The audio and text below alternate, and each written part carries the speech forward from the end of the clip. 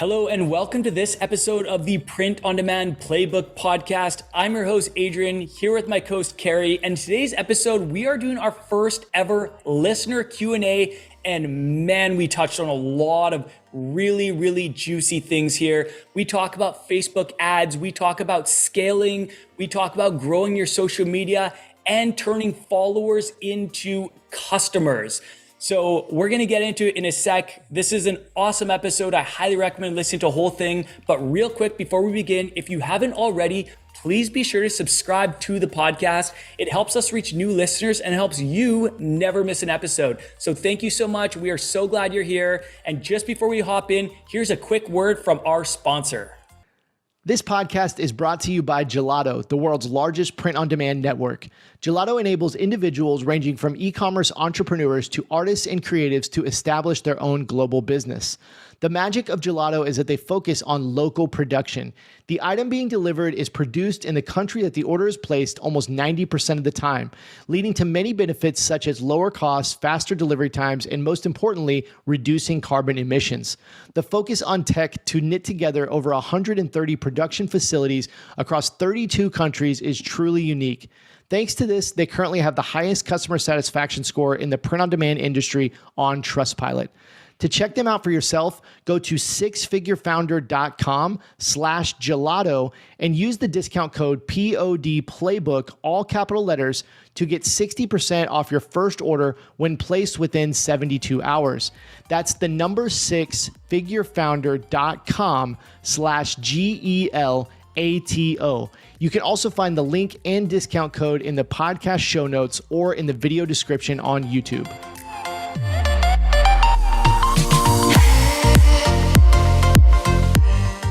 Adrian, what's going on, my friend? I'm pumped about today's episode. We're answering all the burning questions from our listeners. How you doing today? I am doing well, man. I am so excited to do this. I think this has been a long time coming. We've got a number of really super good questions for today's podcast that I cannot wait to answer. But yeah, man, I'm doing well. I'm settling into my new place here.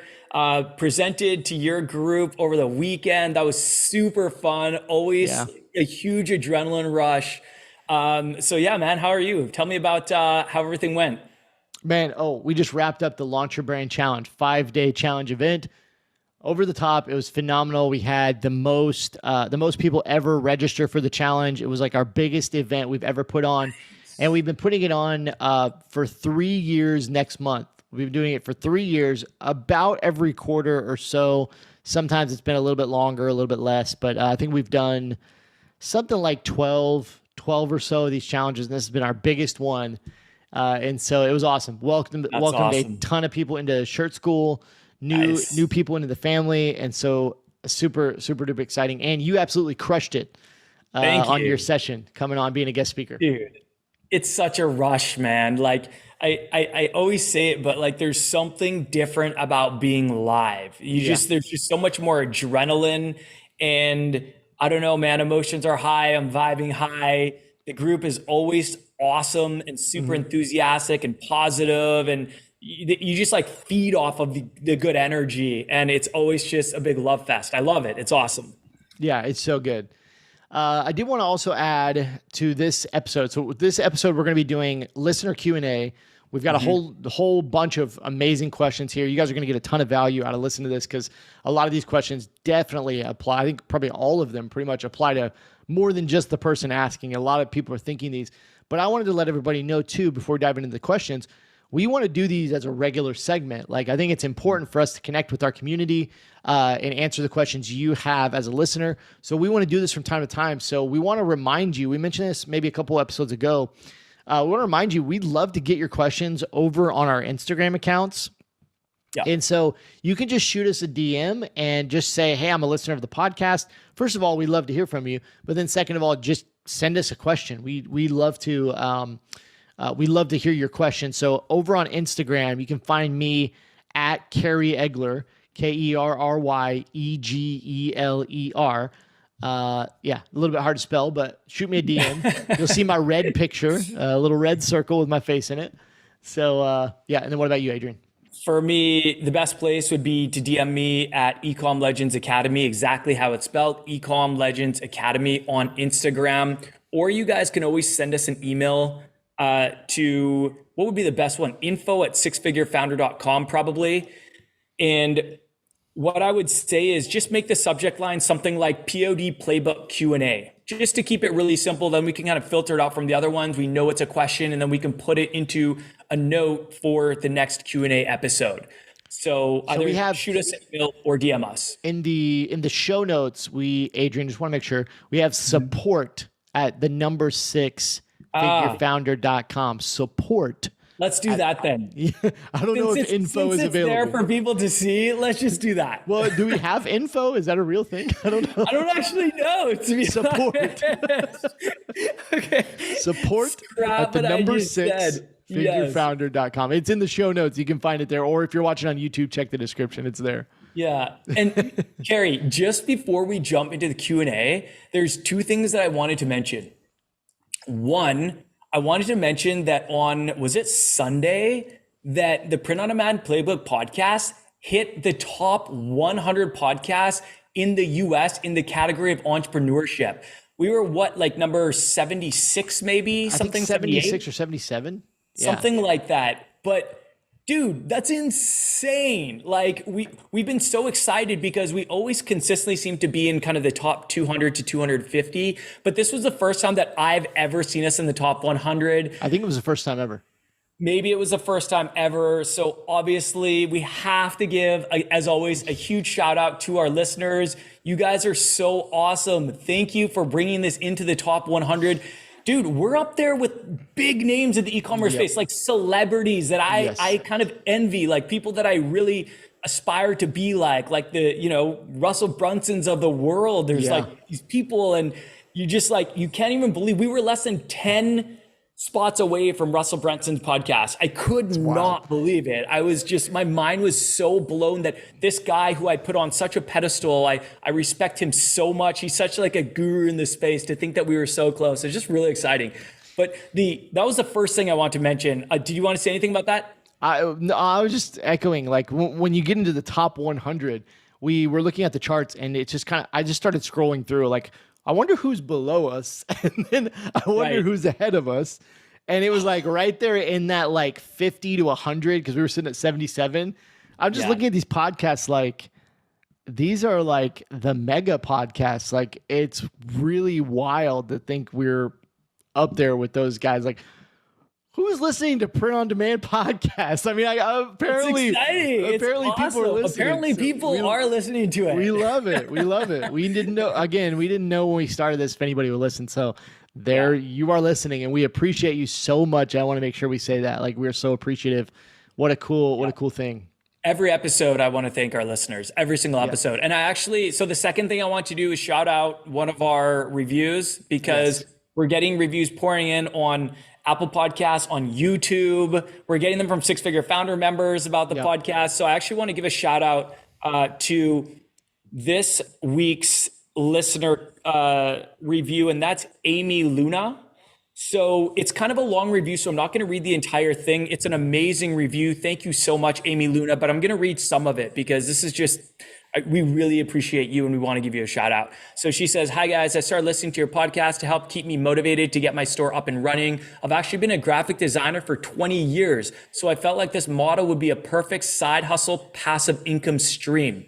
And then I'm just going to skip to the bottom. She said some other awesome stuff, but I don't want to take up too much time. So she says, "Loving the podcast. I'd love to hear you guys do a segment on best practices for cancellations and return policies." Thank you. Thank you, Amy Luna. Thank you for your question and for your review. We really appreciate you. And we will make sure that we answer that question at some point for sure. We do collect the questions that you guys give us in your reviews, and then we add them for future Q&A episodes. Yep. Awesome. So with that, why don't we just jump in and start rapid fire answering these questions? We'll see about the rapid fire. It might be part 2. It might be a 10-part episode. 10-part episode, one question per hour. That's how we roll. Hopefully you got a long drive right now when you're listening to this. Just kidding. Hopefully we can fire through these. All right, I'm gonna read the first one here, Adrian. Sure. Definitely want your thoughts on this. Man, we got some really good questions in here. Just solid questions that are gonna bring a ton of value. So I do also want to mention, we talked about this before hitting the record button. A number of these are submitted by our six-figure founder students, and we really appreciate that. So we've got a few kind of sprinkled in here from six-figure founder students, which is our coaching program that we actually launched together. Really cool community of apparel brand owners. And then we have listener submitted questions. And we also have some that were in the reviews and different things. So it's just kind of a mix of a few different things here. So the first question coming from one of our six-figure founder members is, what's the best way to maximize our budget with Facebook and Instagram ads? When starting with a small budget, the reach is limited. So at what point do we know we have a winning design and it's time to scale up? Is there a specific metric we should look at? Also, is there a recommended number of ad campaigns that we should be running at any given time? We're coming right out of the gate with the tough ones. Yeah. Tough ones. Man, there's so much. This could be a whole episode, dude. I know. Oh my God. Okay. How do we narrow this down? Okay. I'm going to try to kick it off. Okay, go ahead. If you want to kick it off, then I'll give my kind of concise answers, and we probably will turn this into a future full episode. No, this would be a great episode. Such a good question. So there's I think where Adrian was kind of starting to go is there is no necessarily like one concrete, like we could say, if X, then Y, like if this happens, go. As far as like, when you have a winning ad campaign, there's not a specific metric that, other than your I'm struggling a little bit to gather my thoughts here. Other than your actual cost per acquisition, there's not like a one size fits all metric. Now, as far as cost per acquisition, I always recommend with your Facebook and Instagram ads, even at higher budgets, that 99% of the time you're running them for conversions. You're actually telling Facebook to give me purchases. Like I want buyers. I don't just want clicks. I don't just want add to carts. I want buyers. 99% of the time, that's usually the way that I would recommend going. So the most important metric is the cost per acquisition. If you're not aware, in the apparel world, especially with t-shirts and this whole kind of thing, the average cost per acquisition is somewhere around $12 or $13. It may have gone up a little bit, it may have gone down, but it kind of floats around this $12 or $13 mark industry wide. That means in order to get somebody to buy a t-shirt, it's around $12 cost per acquisition on average. So using that as a starting point, if the number one thing I would look at before even looking at that number, using that number as a metric, would be, are you profitable? Like if you're profitable, that is a great indicator that you should spend more money on your ads because you're making profit. So let's try to multiply that profit and bring the price up. It's also important. I didn't realize I had so many thoughts. Dude, but it's like open up a whole can of worms. It's also where's I going with that? Oh, it's also a good idea to not look at your campaigns collectively, but to try to look at them individually, which can be hard because tracking is not always super accurate, with your sales and different things. So, but trying your best to really segment your campaigns and attribute your sales to the correct campaigns to be able to calculate. What I mean by that is if you're running 3 campaigns and they were all spending $20 and one campaign's got 2 sales or 3 sales and one campaign's got 0 sales, you don't want to take the whole sum of the spend on those campaigns and then look at, is it profitable? You want to look at the one campaign that has the sales. You want to look at the one that's performing best and look at that in a vacuum by itself. Say, is this campaign or ad set or ad profitable? So that would be the number one thing I would look at, would be like, is it profitable? That's just the most basic thing. The other thing I would say is one design or one ad creative disproportionately getting attention? Yes. That's something that could be a good indicator. That could be engagement. That could be clicks. Those are the biggest things I look at, would be clicks and engagement. So if one design or one ad creative is disproportionately getting more, you might have something there. So those are a couple things. The last thing I'd say, and then I'm gonna let you go because I know you got a whole thought on this. Oh no, this is good, man. Keep going. The last thing I would say, and I totally forgot what I was gonna say, I was gonna say test before you invest. I'm gonna steal your. I'm gonna steal your. Totally. You Take it, man. Test, not even test before you invest because you are investing into ads, but test a lot before you go all in on one. What I mean by that is you want to, if you don't, like, let's say you test one design and you test all these different campaigns and all this different stuff, you're only giving one design the chance to be successful. You want to test a lot of different designs, a lot of different products, mainly designs, to see what design gets the most attention. So let's say you set up a campaign and you're promoting one design and you go 3 or 4 different ads. Well, even if you have 3 or 4 different ads, you still only are trying one design. If the design stinks, it's not going to work. So you'd want to try to test as many designs as you can at low budgets, and then really look at the data to see which one stands out. And then the last thing I would say is, and to add on to that, before you go spend a bunch of money, you're trying to test a lot in small budgets. Yeah, I'm just gonna leave it there. Sure. I keep going. I'm losing my train of thought a little bit. You jump in there. That's okay. There's just so much to say about this that it's almost hard to come up with a concise answer. So I'm gonna try to keep it concise as well. So where I recommend everyone start is always test at small budgets. So a lot of what I'm gonna say is gonna echo Carey's sentiment. Yeah. Always start by testing at small budgets because this design has not proven itself to you. And more times than not, it's not a winning design. It's just the numbers. In the numbers, more times that it's not. But what you can do is you can determine with ads that it's not a good design and move on to the next one. So what I recommend, don't get attached without losing a lot of money. Yeah, exactly. And definitely do not take it personally. Some people, they get obsessed with the design. They think it's been a winner. I've totally been there, guys. So many times I thought I had a hit and it was crickets. And so I totally relate there, but let the customers vote with their dollars. If it's not converting into sales, it's probably not a winner. So what I would say is start by testing at small budgets, maybe $10 to $25. I would say $10 to $15 per design. Let it go for 72 hours. Do not touch it. See how it does. If it's profitable, the next phase, kind of the level 2 phase, would be to duplicate that campaign or ad set and increase the budget. And then let that run for a couple of days. See if that's profitable, and then do the same and the same. And you just keep duplicating and increasing the budget as long as it's profitable. And if it is a winning design, sometimes you can duplicate it up to hundreds of dollars a day, even thousands of dollars a day in advertising spend. That is a sign of a true winning design. And I actually break down winning designs in a couple different categories. I call them A grade, B grade, and C grade winning designs. A grade, you pretty much know right away. You start making sales right out of the gate. You duplicate and it continues to make a bunch of sales. It continues to be profitable, and you can really scale those to the moon. You can make hundreds of thousands of dollars in literally a single month by scaling A grade winners.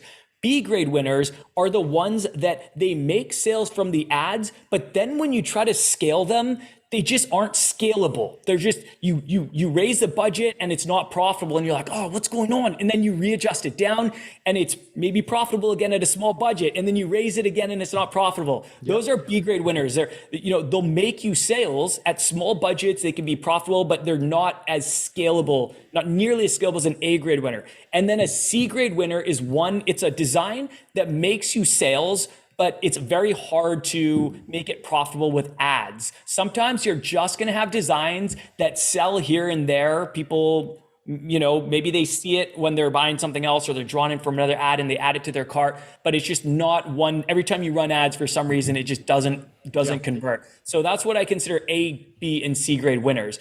If you have an A grade winner, it should be profitable within 72 hours at a small budget. And then you can do the level 2 where you duplicate, increase the budget. So that's what I'll say about that. And then a couple other things I want to mention. Kerry made a good point. He said, tracking isn't entirely accurate in Ads Manager, and that is so true, especially since the iOS 14 update.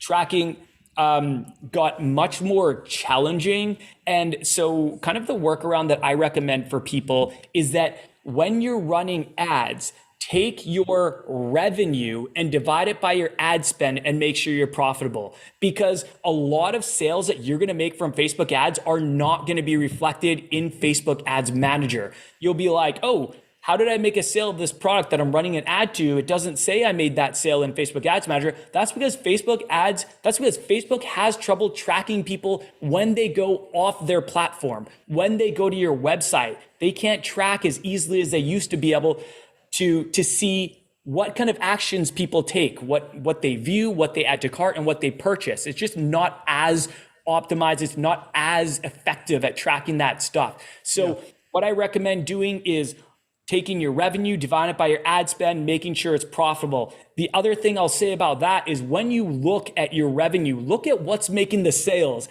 If you're running 3 campaigns to 3 different designs and 90% are coming from one design, what I would probably do is, if those other 2 designs aren't profitable, I would kill those campaigns and I would focus all my energy on scaling up the one that made the 90%. The last thing I want to say about this, and maybe we'll go back and forth a little bit, but the last thing I want to say about this is there's this thing that someone coined it, the halo effect. And I've totally experienced this, Kerry. I guarantee you've experienced this too. This is when you have all of these untrackable sales coming in when you're running ads, but they're not showing up in Ads Manager. And we even had a 6-figure founder member reach out to us and be like, hey, it looks like I'm making sales, but they're not being tracked in Facebook ads. Are these organic sales? Are these paid ads? And we were like, they're very likely paid ad sales. And the halo effect is essentially making I guess you could call them complementary sales. So let me give you an example. Let's say that you run an ad to a dog lover, and the dog lover shares it with another dog lover, and that person ends up buying the product. Facebook cannot track that other person. And so you're going to make the sale, and it technically came through an ad to one person, but it was almost through a third party, because then they pass over to someone else who bought it. And that is the halo effect. And you're going to experience this when you run ads and start making sales. Before you run ads, you might not be making any sales. All of a sudden you run ads and it shows in Ads Manager that you made 5 sales, but you actually made 10. Are those additional 5 organic sales? Probably not. Maybe they are if you have a really solid organic strategy, but in a lot of cases, those are halo effect sales. They're coming because people are sharing your ad, and people that see that share, they're purchasing. And so I just wanted to mention that, because a lot of people, they'll look at the data and they'll say, oh, I'm profitable in terms of revenue, I'm making a lot of sales, but when I look at Ads Manager, my ads aren't profitable, so I should probably turn them all off. It's like, no, don't do that. Do that. Yes. You need to just take a holistic approach. Look at the sales, see what's selling, and then keep those ads going. That was a lot. Did that make sense, Kerry? I hope. Yeah, you gave a way better roadmap than I did. All right, I was spitting all my thoughts, and you were like, "This is just do this," and I was literally sitting there like, I just need to listen to Adrian when I run my ads. That was great.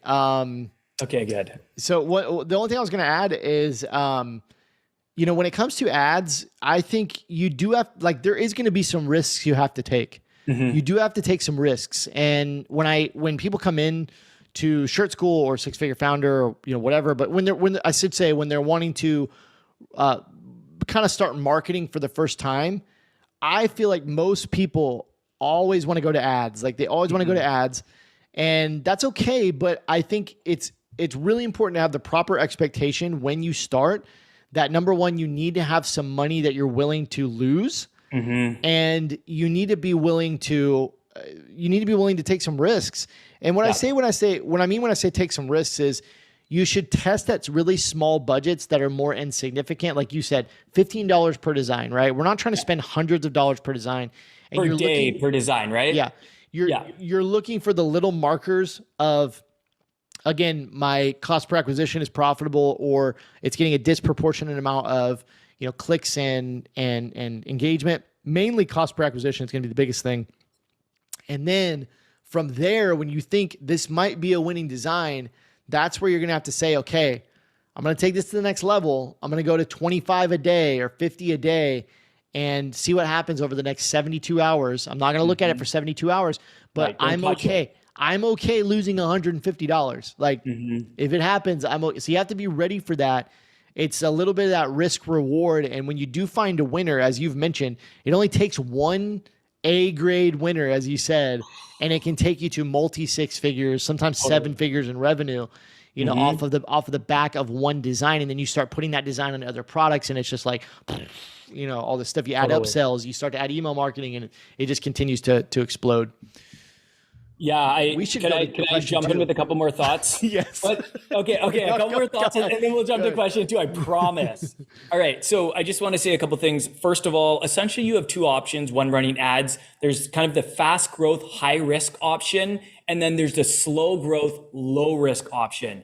If you have all the money in the world to blow, you can get a lot of data really fast by running a whole bunch of ads, but expect that you're going to lose that money because nothing is proven, and you're just throwing all this money into ads. You're paying for data. You're getting data back from Facebook. It's telling you who's looking at it. It's giving you some demographics. It's telling you who's adding to cart, and the ads will optimize better based on the data that you feed that machine. Yeah. So, a lot of times when you're running big ads, they can optimize a lot faster. And Facebook generally says a rule of thumb is like, each ad set needs to be making 50 sales a week to optimize. Fully optimize, fully optimize and get out of the learning phase. I have had ones run way longer that did not make 50 a week. So I think that's a rubbish. I would never follow that. But I will say when you are making that many sales, yes, it continues to perform well for a long time. But that's the riskier option. I would only do that if I had a proven A-grade winner starting with small budgets. The other approach, the more conservative approach where I recommend everyone start, unless you have an unlimited budget, is the slow growth, low risk approach. So this is where you are advertising your designs on social media. You're advertising them to your email list. You're advertising them to your SMS list if you have that. And then you run ads as small budgets, see how those perform. And then you do the kind of every 72 hours, duplicate, increase budget and see how it goes. And you just scale it over time as you're actually profitable. You can reinvest those profits into scaling it into bigger ads. And that's the more safe approach that I recommend to everybody, because I think that if I lost a whole bunch of money really quick, I would feel like I was gambling, and I'm not a gambler. But 2, I just think I'd be really discouraged. And I'd be like, I'm out. It's very discouraging. I think that those people, they're like supernovas. They burn fast and they're gone. You know what I mean? Yeah. So yeah, that's all I'll say about that, Carey. I promise I'm ready for the next question. Unless you have any thoughts. I think we found our next episode. Episode topic is Facebook ads and scaling and all that stuff. There's a lot to unpack there. I'm going to jump down a little bit. This is from one of our listener submitted questions. The next question is that I'm going to ask is, why don't you recommend using Etsy or Amazon? I see a lot of POD brands on Etsy specifically. And I'm asking because you only mentioned Shopify. We talk about Shopify a lot. Yeah. Do you have thoughts to start? Yeah, I will start with this one. Okay, first of all, I do not recommend Etsy. Yeah. However, I do not recommend it as your primary platform because it is extremely risky. And what I mean by that is you are putting all of your eggs in the Etsy basket, which is not a website. It is a marketplace. It is a marketplace where you're putting your products. It's rented real estate, and they can terminate your account at any time. And it happens all the freaking time. Like, how many times have you heard, Carey, from Etsy sellers like, I was on for like 2 weeks, I started making sales, and all of a sudden my account got terminated. And it's not easy to get it back. There's some people that try really, really hard. I remember Ryan Hogue, he he had an Etsy store and for some reason got terminated. He tried so hard and just could not for the life of him get it back. And I think he took a super long break from Etsy because he just was discouraged and couldn't get his store back. Yep. So that is my concern for people on Etsy. I think Etsy is an amazing complementary sales channel, but you should be on an owned platform. And that is one like Shopify. You own the data, you get all the data. Even if Shopify, for some reason, terminated your account, which you rarely ever hear about, but in a rare case, you could take all that data and you could take it to another platform. Etsy, if you get your account terminated, you lose all that stuff overnight. Like you've lost all of the people following you, you've lost a lot of data, and you don't have data in the first place. Anyone anymore. Well, yeah, like you don't have the data in the first place. Yeah, I think Etsy's trying to get a bit better about giving some data. Like I think now you can collect email addresses. Like I can't believe that it took so long to give the sellers email addresses to their customers, because then you can remarket to them. And that's powerful. The money is in the repeat sales. That is where the real profits are. And so remarketing is a very powerful thing.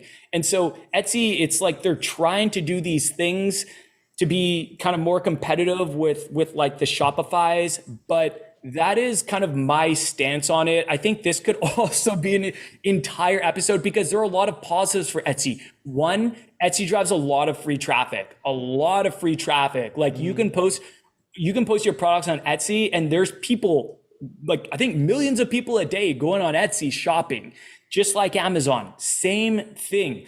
Amazon, Etsy, they're both marketplaces. They're both rented real estate. You're renting the real estate and it can be taken from you at any time. So just to kind of sum it all up and wrap it up with a little bow, I strongly recommend making your main platform an owned platform like Shopify, and then using these marketplaces as complementary sales channels. I think because Shopify, maybe just because it's so commonly talked about, maybe with YouTubers and different things, like it's commonly taught. You hear about these like Shopify entrepreneurs and Shopify e-commerce sellers. A lot of people are confused, and this is what I found out actually through the challenge, because in the Launch Your Brand challenge that I do, we just did last week. I find these are mainly beginners I'm working with, and I get the question a lot. They're like, what's the difference between Shopify and Amazon or Shopify and Etsy? They're like, isn't it the same? Why? Like they don't get it. And it's exactly what you said. And just to put it in maybe simpler terms, Shopify is not a marketplace. It's not a place you go to sell on. You don't sell on Shopify. Like even you'll see videos like that, how to sell on Shopify. Right. You're not going to Shopify and saying, here's my product, make me sales. Shopify is if you want to be really, really basic, Shopify is a place you go to build a website. Like literally you just build a website on there. That's like the most basic form.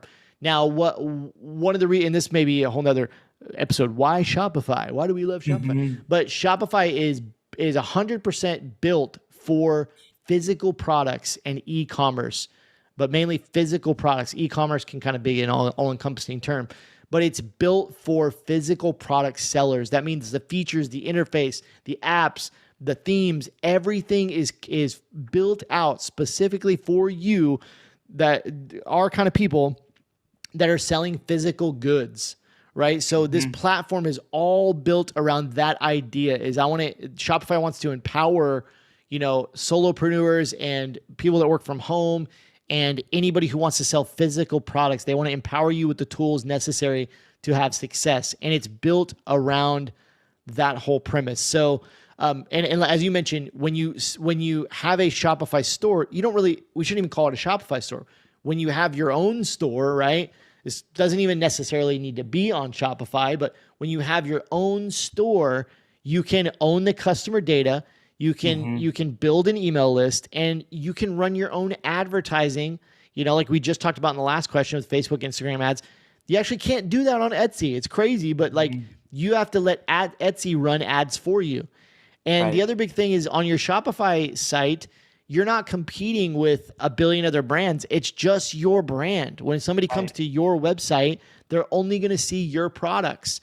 Whereas if they go to Etsy, they're going to see all the thousands of Etsy products that are just coming up on their screen that they might get distracted and go to the next product.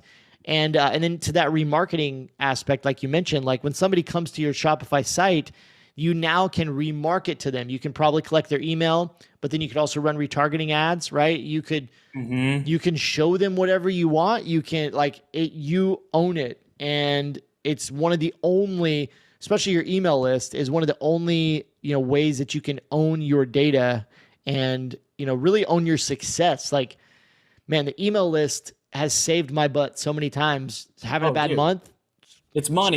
Go to my email list, right? It's literally just money. Building that email list, it's like you can go back to that well anytime you need some sales. That's why it's so important to build an email list. Yeah. I've got a couple of thoughts, but I just want to kind of summarize it. I'm not going to go off on any rants right now. I'm just going to summarize it. I'm going to do a really quick, 1 minute Shopify versus Etsy. And I'm just going to make a couple points. And I definitely think that this needs to be a whole other episode. And there's so much more we could say, but I want to make a couple important distinctions. So Etsy, you're right. A lot of people are confused. And I get so many questions on TikTok and YouTube and Instagram, people asking about Etsy and Shopify as if they're the same thing.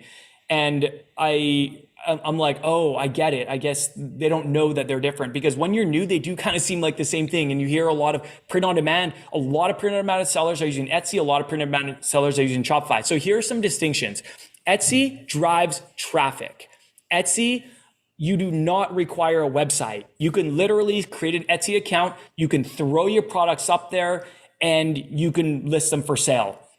It's riskier than something like Shopify because it's a rented platform. You can have your account terminated at any time. And another thing I'm really not a fan of with Etsy is that they market your competitors' products. So someone will go and they'll click on your product and then they'll be like, you may also like, and they'll show all these competitors' products. Some are blatant copyright infringement where they just stole it, and that cheaper version of your original design is being marketed, and now that person's making sales. So that's another thing I'm not a big fan of Etsy, even though I do use it as a complementary sales channel, and I highly recommend it as a complementary sales channel. Now, Shopify, you do need to build your own website. Although Shopify has out-of-the-box templates that make it super, super easy, Carrie and I both have programs where we handhold people through the process of creating a Shopify store from scratch. So you do need to build your own website, and you do need to drive your own traffic. There are so many ways to do that. I mean, we're going to have so many future episodes on this. We generally recommend using social media as your primary acquisition channel. And we're actually going to talk about that a little bit when we're answering one of the questions. And that is where we recommend targeting the marketing efforts. And that kind of goes in line with the last question about Facebook and Instagram ads. So you need to create your own website. You need to drive your own traffic, but you have branding and marketing control. So you can set up cross sells, upsells, post-purchase upsells. You can do all sorts of stuff to increase the average order value, increase the amount that a customer is going to spend in their purchase. And you own all of your customers' data. So you have way more data at your fingertips that you can use. You have names, phone numbers, email addresses, all sorts of stuff that you can use to remarket to these customers. And like we said, the money is in the repeat sales. So that's just kind of a very, very basic high-level distinction. And I'm sure I missed a whole bunch of points. So we will dedicate a future episode to this. But I just wanted to kind of give people an idea, give listeners an idea of some of the key differences. Do you think that kind of sums things up a little bit, Carrie? Makes things a bit more clear? Yeah. I definitely think so. All right, we're going to go the opposite direction here. We're going to get deep. One of our six-figure founder members submitted this question. How do you find balance being an entrepreneur? And I think this is coming from a place of, when you're specifically a full-time entrepreneur, it's kind of, I think this is kind of an interesting thing, because I think this has been, I guess I wouldn't say completely, but when you're an online entrepreneur, it's kind of become sexy over the last 15, 20 years or something. As the internet has grown, it's this thing, I go to these conferences and it's 5,000 people that are all like have these online businesses, you know, and it's kind of like this sexy thing, these big speakers and obviously influencers and all this kind of stuff. Like, so people get consumed with being an entrepreneur or putting out content or like being this little mini celebrity, different things like that. You know what I mean? So I think it's coming from that, which it's not all, I'm not saying it's bad. A lot of it's good, like having something that you're so dedicated to that you enjoy doing, like it's amazing, right? But so I think it's coming from that place is like, I want to work on my business all the time, but is that healthy? And how do I find balance? And I'm not just like sitting at my desk or my computer all day, just like hammering away. You know what I mean? So what are your thoughts?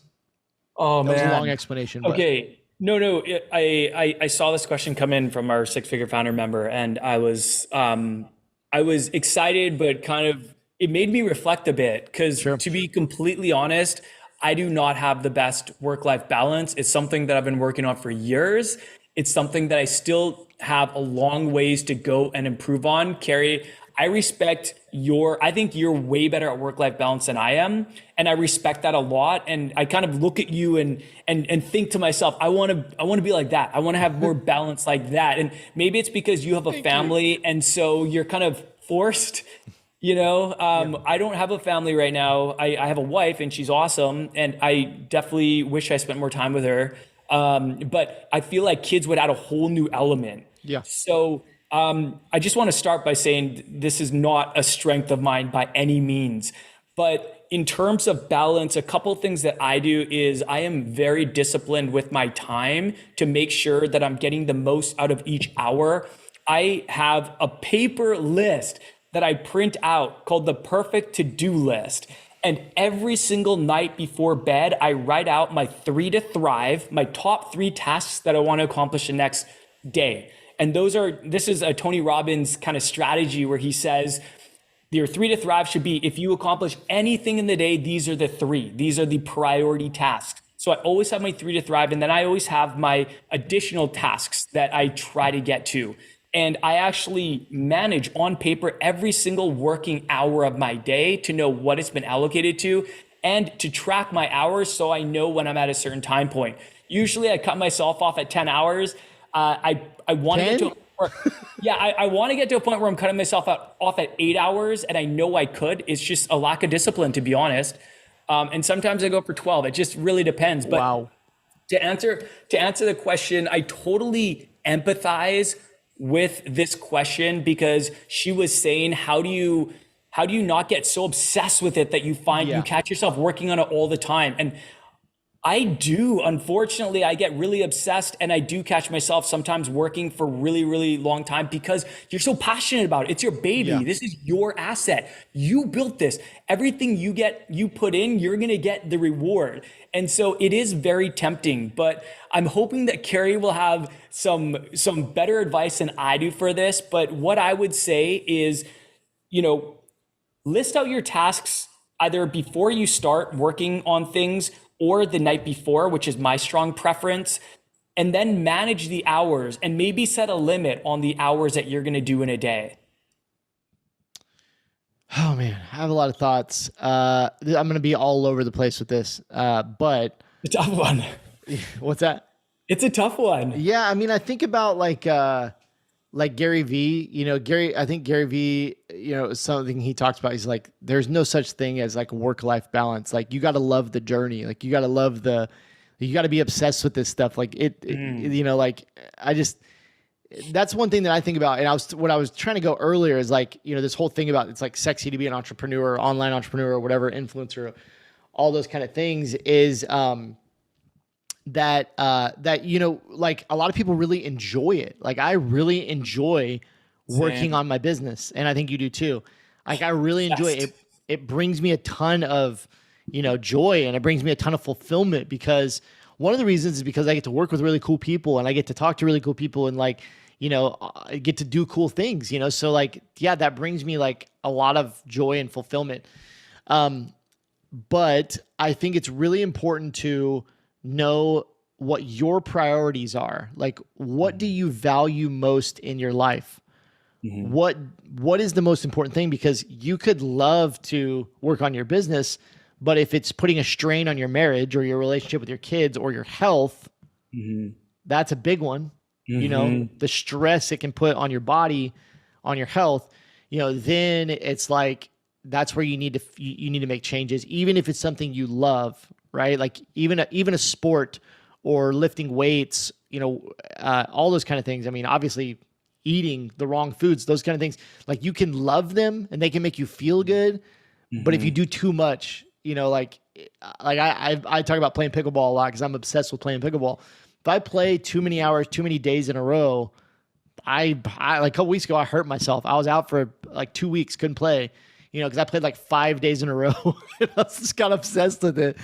And so like, yeah, anyways, so, you know, I think it's about priorities. And one thing I heard from a mentor of mine, I joined a mastermind like early on in, you know, many years ago, and I'm going to butcher this, but one of the things that he said that really impacted me was that you should build your business around the life you want, not build your life around the business. If that makes sense. I like that. Yeah. Build your business around the life that you want. He would say like, he would be like, you know, what would your business look like if you had exactly what you wanted, if it was easy, if it was like, what would that look like? And so early on, I was working a million hours, you know, I was trying to like build something early on in t-shirts, but also early on in shirt school. And I do think there's a season for that. I want to be clear. There is a season where it's like, yeah, you don't have much. You got to hustle, right? Like you got to get up early. You got to stay up late. You got to make some sacrifices. I really do think that's important. But what happened was in early 2020, I was working my booty off like all day, all night. I had both kids at that point, 2 kids, very small. They would have been 4 and 2, something like that. And I was working like crazy. On shirt school, t-shirts. I mean, all the different things. I was trying to launch new things, you know, all this stuff.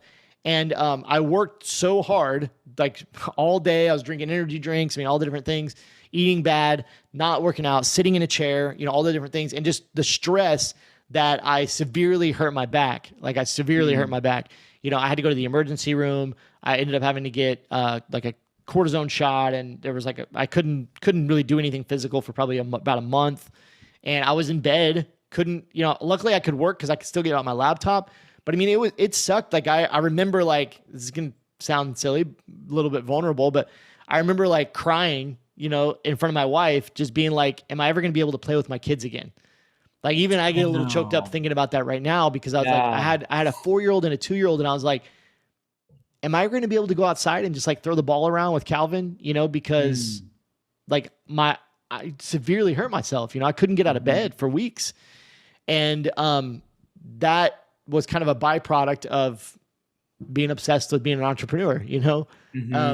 So anyways, it was somewhere around there that I kind of made the decision to kind of follow what I just told you that I heard from a mentor. Was like, okay, I need to make changes. I need to start building the life that I want, and my business is going to fit into that life, you know? And it wasn't a instant thing, but over the next 3 years, it's been about a little over 3 years since that point, I've just molded my life to what I want and what I value. And I value being able to take time off whenever I want to.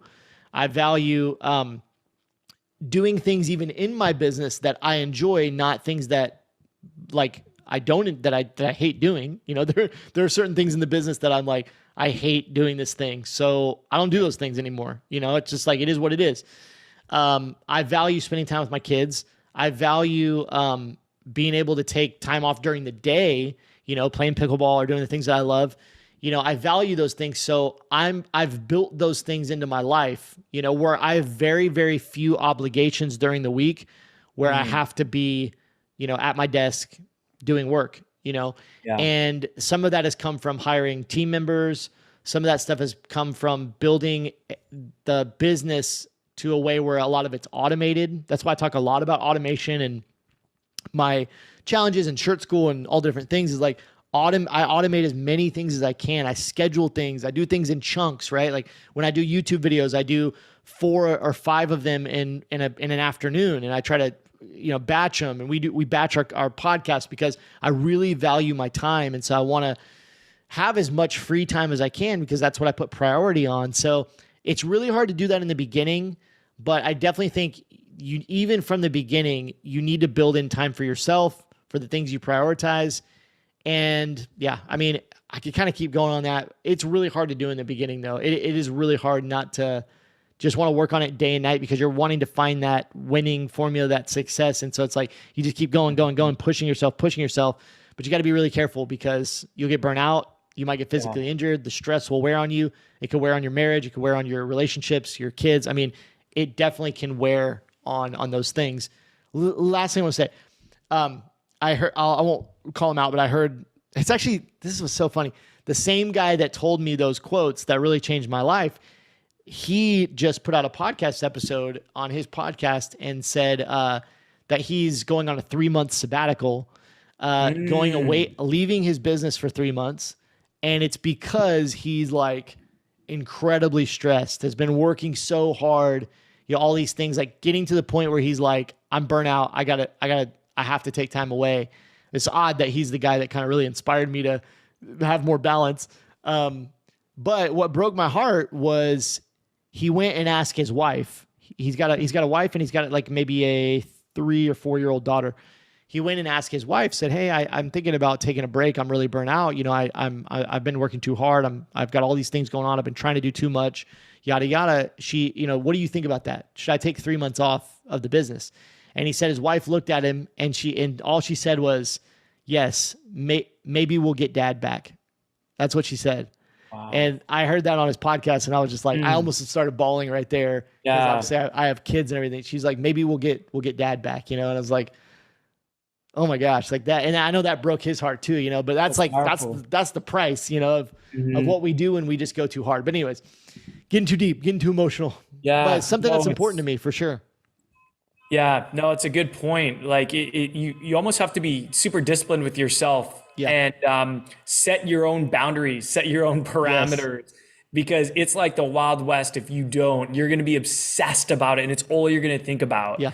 That's what it's like for me. And I remember when I went to the Philippines in January, I went with my wife for 2 weeks. I didn't do any work. I was like, well, I'm in the Philippines. I'm taking the purest vacation, the most present vacation. Every minute, I just want to be with my wife. I want to spend with her. I want it to be the most quality present vacation of my life. And it was so nice, man. Like I came back so refreshed. Maybe this is why I travel so much, because a lot of times when I travel, I try to I'm much more disciplined when I'm traveling because I want to enjoy it. That's interesting. That's an interesting point. So, yeah. Well, I don't know if any of that was helpful, but we spilled our hearts. I think the next question will probably be the last one for this episode. But I definitely we have some more questions here and we want you to submit more questions. We want to do more of these episodes. But the last one here is really, really important, I think. And so I want to spend our last few minutes here on this one. I think a lot of people will get value out of this and we'll learn a lot. So last question, we're going to get back into strategy here, away from all the fluffy stuff, the deep stuff. How do you convert social media views into followers and then into sales? So he said, I've been researching conversion rate calculations, how to raise those. I would love to hear your thoughts on converting social media reach into dedicated followers and not just views. And I think to add on to that, also converting them into sales, right? So, this person is getting views on their Instagram Reels or maybe a TikTok or those kind of things. But how do you actually get those people to follow? And how do you then get them to sell or get them to make a purchase, right? So we'll talk about that. I kind of misread that question earlier. I was thinking that it was a little more focused on sales, but also they want to hear about how to get followers. Yeah, no, it's such a good question. So first of all, I don't know where to tackle this first. Should we start with the first question? How do you convert social media viewers into followers? Yep. And then kind of take from there. Okay, so social media viewers into followers. The first thing that I think that I would say, and this is my on the fly advice. If I was creating a masterclass for this, it would be very organized and there'd be so much, but this is my on the fly advice. The first thing is niching down. Just focus on creating value for a particular niche who is your ideal customer audience. Secondly, post valuable audience or valuable content consistently so that they see that you are dedicated to this niche and that you are constantly putting out valuable content. Now, you can also include your products in there and your designs. And if this is aligned with your niche, which your design should be aligned with the niche that you're posting the social media content, it should all be aligned, then that's going to be interesting to people too. But also lead with value. Find some ways to offer them value. And sometimes it's just through funny and relatable content that you post on social media. But that's one way that I think of doing it. Just make sure that it's very niche down and be very consistent with it. Another thing you can do is you can include a call to action in your post. So have an intention with your content. What is your intention with this post? Is it to convert them into a customer? Are you showing them a product that you want them to buy? Is it to get them to follow you? Is it to get them to click the link in bio? Have an intention behind each post. And it's okay to have a call to action in them too. Especially in Instagram, it's really common where you do a post and you have some call to action, like follow for more hiking. If you're in the hiking niche, follow for more hiking inspiration, something like that. You can totally have that. And then I would just say having a viral content strategy, using content that's performing really well. And right now, I would say Reels are performing the best. There's a lot of different types of content that you can put out there, but just having a viral content strategy. And I did that entire Instagram masterclass on this. I feel like that could be a whole episode. But that's kind of what I would say really succinctly. There's a lot more to say about this. Yeah, but that's an answer to the first question. Yeah, to add on to that, the biggest thing is going to be that call to action. Even if you're, because I know this specific person that's asking this is reposting a lot of content from other accounts and getting a lot of views doing that, but maybe not seeing the followers. So what I would recommend doing is taking the extra step, even if you're going to repost a piece of content, to maybe add right at the very end, follow for more, or a little arrow that points to the follow button. Or alternatively, another thing that you can do is try to get more engagement. So what you'll see what you'll see on a lot of those videos is you will see that you're getting a ton of views, but maybe people are just swiping through, right? So you have to have some question or thought that would cause them to want to comment, right? If you can get those comments, you're going to create a little bit deeper relationship.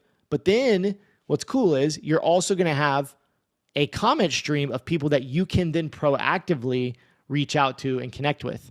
So hypothetically, let's say you put out a piece of content, and at the end, your call to action is follow for more, or subscribe. I guess it'd be follow on Instagram or TikTok, follow for more. But then down in the text, maybe you have an engagement question there.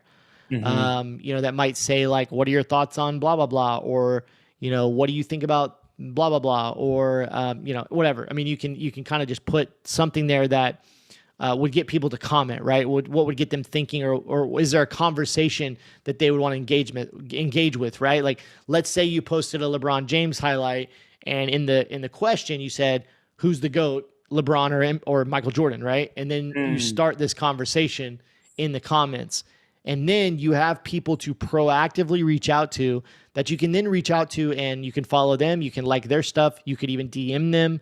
You can say, hey, thank you for commenting on my post. We'd love for you to become a follower or whatever. Or here's a discount code if you want to check out our products, right? Like, you could start a conversation with them because you were able to get that engagement. So I think that would be the most important thing, would be trying to work on getting more engagement, work on a call to action to get more followers. Anything else you want to add to that? Yeah. But then we can kind of move to sales. I misread the question Me too. before we went on. I thought it was all about converting followers into customers, Yeah. and so I was kind of thrown off when we reread it. I was like, "Wait a sec, what?" I totally didn't understand. So I was kind of like felt like I was is going on the fly. But a Yep. couple of things, I while you were talking, a couple more thoughts came up that I want to mention. I want to mention that there are different strategies for different platforms. So, for example, I do not have the same strategy for Instagram as I do for TikTok because Instagram is a social based algorithm and TikTok is a content based algorithm. That means that the algorithms value different things. And your goal should be to extend your reach within your niche. It's not to go viral to everybody because then a whole bunch of people are going to see see your video. They're not going to be in your niche. They may follow you. They may not. The Instagram or the algorithm will be super confused. So what you want to do is you want to really focus on going viral within your niche. And as a social based algorithm like Instagram, so let's talk about that because a lot of brands are using Instagram as their kind of primary acquisition channel, the channel that they're using to introduce their brand to people. And because it's a social based algorithm, it values different things than TikTok more heavily. So for example, Instagram, they really value likes, comments, shares, saves, and watch time. Those are all important things that the algorithm looks for. I think that shareable content is king. I am not the one who quoted that. That is not my original quote, but I totally believe it. I've heard a lot of people say it. I totally believe that if you can create shareable content that goes viral within your niche, you are going to not only extend your reach, but you're going to extend it to people who are interested in the content that you are putting out. And if they see that post and they click on your profile and they see that you have a feed full of super dialed in niche specific relevant content, they're going to follow you. And the more of those people you can get in front of, the more followers you're going to get. So that's what I'll say about Instagram. TikTok, it's a bit of a different strategy. They really care about watch time more than anything because it's a content-based algorithm. So for that, I would just try to create a whole bunch of really dialed in niche specific video content and have a feed full of that where people will be shown, they will be served your posts, and hopefully because they are your ideal target audience, they identify with the niche that you are serving, then there's a good chance, the more people you get in front of, there's a good chance that they'll start following you. So that's how I think are the kind of the quick and simple way to explain growing your followers on social media. Yeah. Good stuff. Let's talk a little bit about how to turn those people into sales, how to actually sell to them. So the first thing to always remember when it comes to selling on social media is you need to build value first. You need to give value first. You need to put valuable content out there first before you can sell. That's how you earn trust with people. That's how you build trust in your brand, and that you have to do that before you sell. So as we just talked a lot about the content just now. And you do need to put a focus on content, especially when you don't have a following. But then once you're starting to build that up, you're putting out content, you're getting the views, you're getting the engagement, maybe you're getting some followers, there's some practical things that you can do to actually turn those into sales. One of the things, the simplest thing, obviously, put the link in your bio to your store. That not saying that's going to convert a ton of sales, but it needs to be there. So that's kind of the first thing. Second thing is that I would recommend sprinkling in your products every 2 to 3. So a ratio of every 2 to 3 value posts, then post one product focused post or like a sales post. So let's say you put 3 Instagram reels out hypothetically, and then the next post is your t-shirt or your product for sale, right? So that's the second thing is like 1 product post for every 2 to 3 value-based posts. Third tip would be to use stories to promote your products. So you might be putting out a lot of content, and then in your stories, you might be more sales focused. One of the reasons for that is because inside stories, you can put a link sticker there to actually link to your product. You can tag your products like with an Instagram shop, or you can also have them swipe up to DM you, and then you can start a conversation with them in the DMs that then you can sell in there. So you might post a product in your stories, And instead of saying, click the sticker link to go to my website and buy, you might say, DM, swipe up.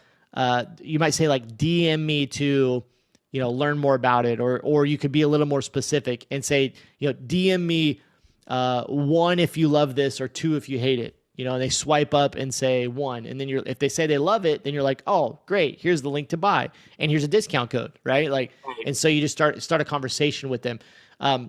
You'll get proportionately higher sales conversion in the DMs than you will just saying link in bio or giving people a link sticker in the stories. But use stories to sell more than you do in the feed. Like you can sell a little bit more in the stories, and there's some more features to really promote that. I think that's, for the most part, that's what I've got. I mean, the last thing I would say is we also teach inside Shirt School a more proactive direct message strategy to actually sell in the DMs.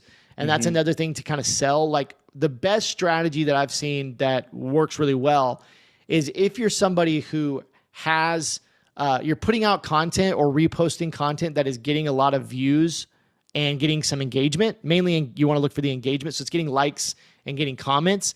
You can then go to those likes and comments, and then those are the people you want to connect with, because those are going to be the hottest kind of people in that social media post. And you can proactively direct message them, thank them for liking your post. Thank you for engaging with me.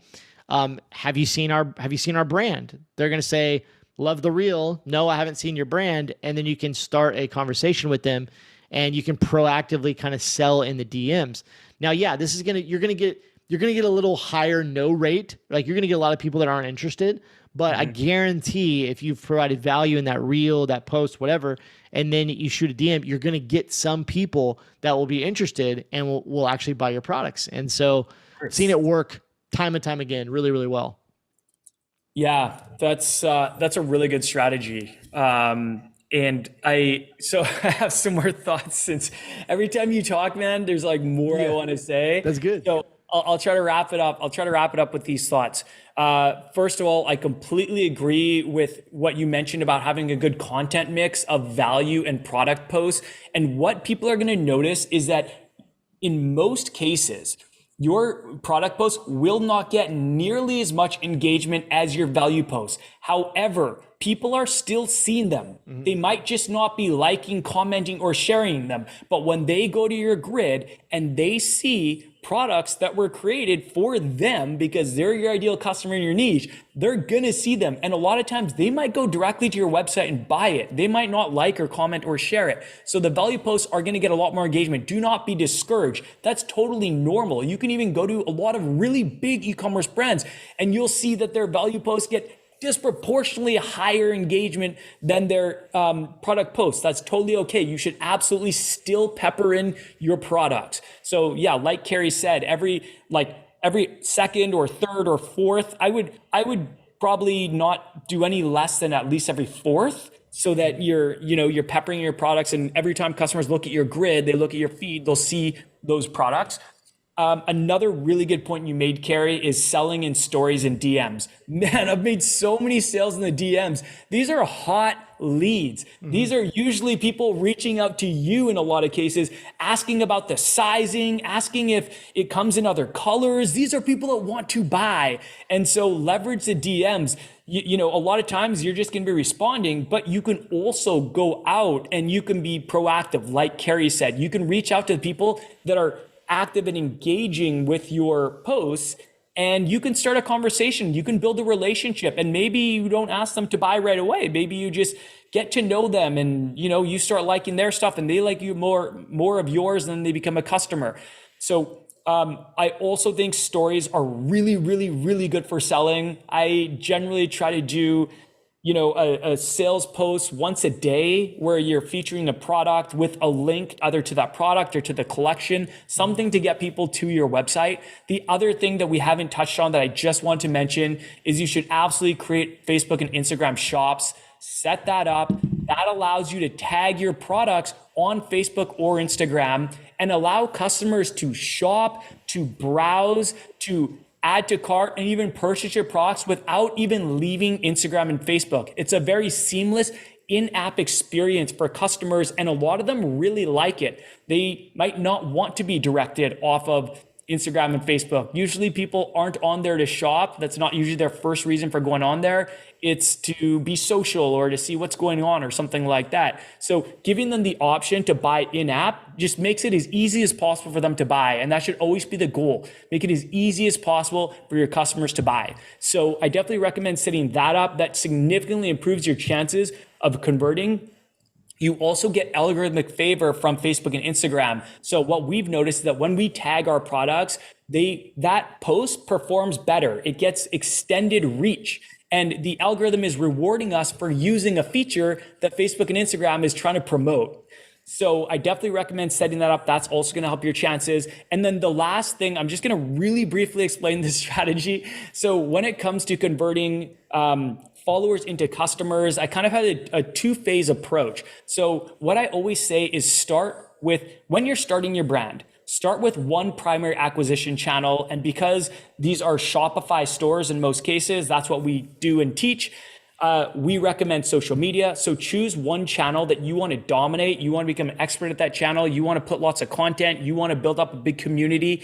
And your goal with that channel should be to get followers and convert them to customers. So what you want to do, how you want to do that is use social media to direct them to your website or to your Facebook and Instagram shops.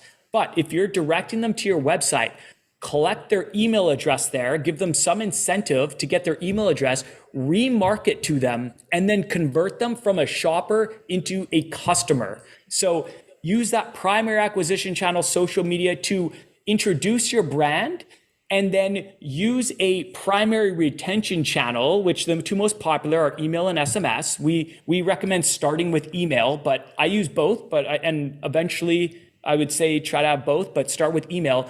And then use email as your retention channel to either convert them or to make them a repeat customer. So I'm done. I feel like I could talk about this for a long time. That's good stuff, dude. It's really good. I think we're going to wrap it there. We have a bunch more questions, so we're definitely going to have to do another one of these. It's not going to be a part 2, but we will do because we're going to jump back into our regularly scheduled content. But we do want to continue answering these questions. So definitely stay tuned. I don't know for sure if we talked about this is going to be a once a month thing or something along those lines. Maybe once every so often, maybe a couple months. But we definitely want to do these more often. And we would just wrap this up by saying, send us more questions into our Instagram DMs at Kerry Egler on Instagram, at Ecom Legends Academy. Yep. Send us a DMs. Anything else you want to? Or email us at support@sixfigurefounder.com. Yes. Number 6figurefounder.com. Not info at sixfigurefounder, like I said before. We know it doesn't exist right now. Yep. One more thing I did want to add, one more call to action for you, if you will, is we did not mention during this episode the wait list for Six Figure Founder. We talk about Six Figure Founder a lot because we are engulfed in it pretty much daily, working with our students. We have a Voxer group, which is it's kind of like just text messaging us or voice messaging us, where our students can talk to us as much as they want. So pretty much all day we're kind of in and out of Voxer, engaging with the community. So we talk about our Six Figure Founder coaching program a lot. And so I just throw a quick call to action out there for you. If you are wanting to grow your apparel brand, if you already have an existing apparel brand, you're already selling, maybe you're not selling as much as you'd like, maybe you've got your first few sales, you're trying to figure out how to get it to that next level, you want to build a six-figure brand in the next 12 months, I think you should definitely consider joining our wait list for the Six Figure Founder program. This program's focused on impact-driven apparel brand entrepreneurs that want to grow to a six-figure brand over the next 12 months. And if you do want to get on that wait list, go over to the number 6figurefounder.com/coaching. The number 6figurefounder.com/coaching. That link is also down in the show notes. So down in the show notes, you got Gelato down there if you want to check them out, the sponsor of our podcast. If you want to check out, if you want to send us an email, support@sixfigurefounder.com, or you can also join our wait list. sixfigurefounder.com/coaching. Anything else? Does that do it? Oh, that was well said. This has been a super fun episode. I am already excited for the next Q&A episode. So let's just wrap it up there, man. This has been great. We will talk to everyone very, very soon. Peace.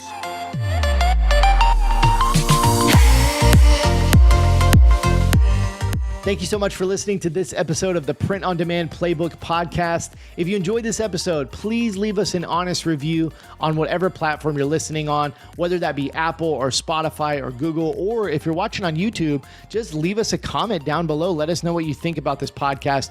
We'd love to hear from you. We'll see you next week.